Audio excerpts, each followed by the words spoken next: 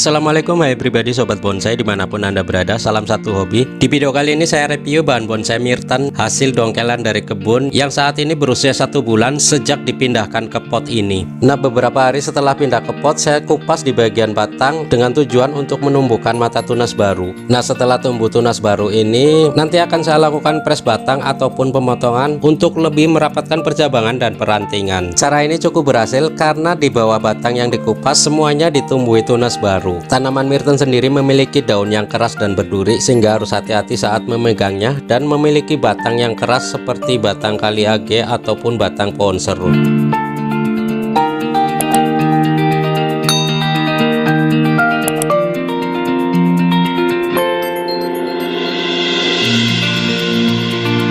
Sebelumnya saya ucapkan terima kasih untuk Anda yang sudah mengklik video ini. Saya doakan semoga Anda sehat selalu, dimurahkan rezekinya, dan dimudahkan dari segala urusan.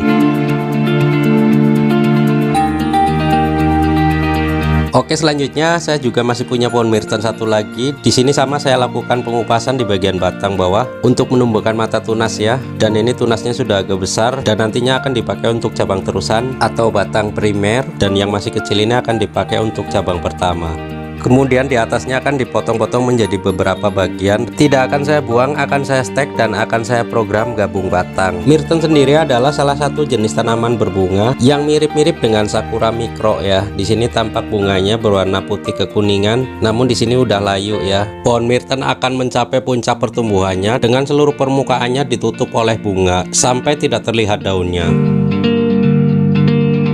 Oke, di sini saya akan lakukan press batang atau pemotongan di cabang pertama, kedua, dan ketiga dengan menggunakan gergaji ya. Karena batang Myrten ini sangat keras, harus menggunakan gunting yang kuat dan super tajam. Sementara gunting saya kurang kuat dan kurang tajam ya. Kemudian untuk bekas potongan batang pohon Myrten ini tidak akan saya buang, akan saya manfaatkan kembali dengan di stek ataupun di stek gabung batang. Bertujuan untuk memperbanyak pohon Myrten ini dan mengurangi pendongkelan di alam liar. Kemudian kita potong cabang kedua menggunakan gergaji, namun jangan sampai terpotong langsung ya, kita teruskan dengan gunting agar terhindar dari pengelupasan kulit atau kerusakan batang. Kemudian untuk cabang pertama ini rencananya akan saya potong, tapi urung saya laksanakan, saya berubah pikiran dan akan saya liukan aja dengan teknik setengah dipotong secara berurutan sehingga membentuk alur seperti ini ya, untuk memudahkan nantinya membengkokkan batang ini tanpa menggunakan kawat atau wiring. Cara ini berlaku untuk semua jenis pohon dengan batang yang besar dan keras ya, yang tidak bisa dibengkokkan dengan menggunakan kawat atau wiring.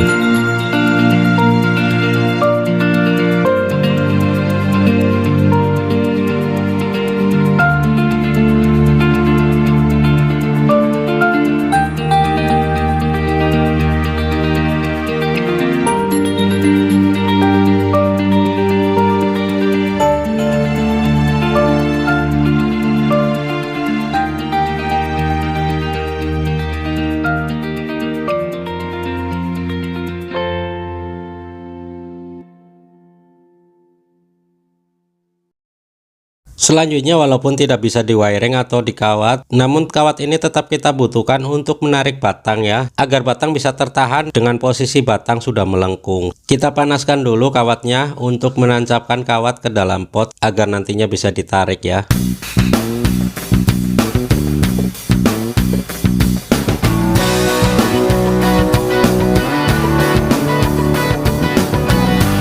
Kemudian kita bisa liukan pelan-pelan cabang ini, lakukan dengan hati-hati agar terhindar dari resiko patah. Untuk selanjutnya kita bisa kaitkan kawatnya. Adapun fungsi kawat itu sendiri sebagai penahan daripada cabang agar berada pada posisi tertentu yang kita inginkan.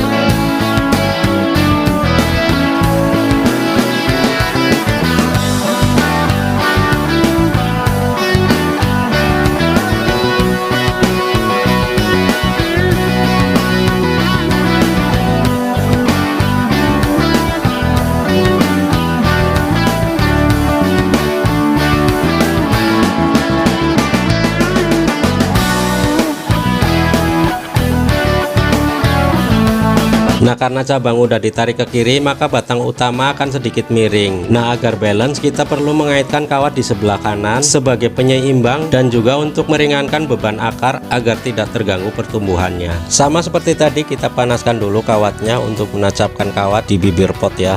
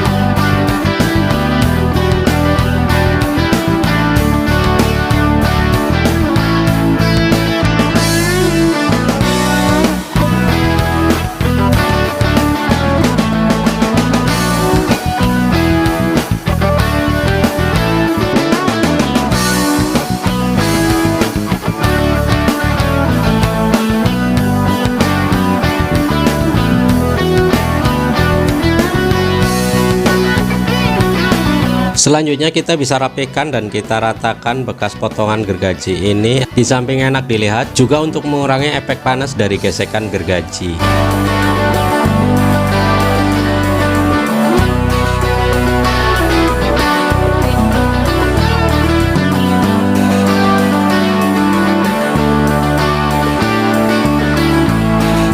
Kemudian kita siapkan salep kambium untuk menutup bekas luka potongan dari gergaji tadi agar tidak kemasukan air hujan, karena jika tidak ditutup akan terjadi pembusukan yang mana bisa merambat ke bawah ya.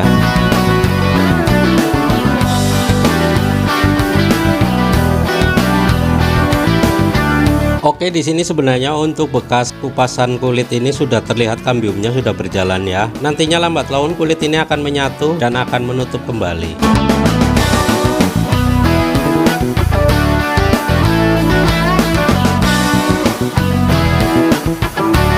Selanjutnya untuk celah bekas potongan gergaji ini bisa kita bungkus dengan kantong plastik es balon untuk menghindari kontaminasi dan mempercepat proses penyatuan. Oke, demikianlah sharing kegiatan saya seputar bonsai, yaitu update bahan bonsai Myrten hasil dongkelan yang berusia 1 bulan sejak dipindah ke pot, serta cara menumbuhkan tunas di berbagai titik dan juga cara membengkokkan cabang yang keras dan besar tanpa pengawatan atau wiring dan tanpa bermaksud menggurui. Semoga video ini bermanfaat dan bisa memberikan edukasi serta inspirasi.